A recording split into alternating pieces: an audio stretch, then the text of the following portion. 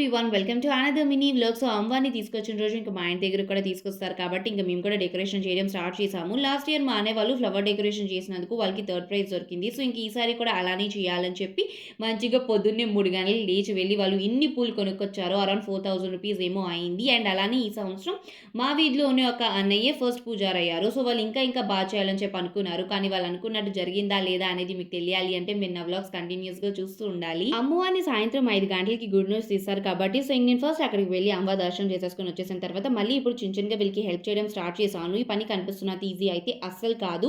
చిన్నోళ్ళ నుంచి పెద్దోళ్ళ దాకా అందరం ఇన్వాల్వ్ అయ్యి చేశాము. మా లేడీస్ గ్యాంగ్ మధ్యాహ్నం 2 గంటలకి పువ్వులు సపరేట్ చేయడానికి కూర్చుంటే అది రాత్రి 9:30కేమో అయింది.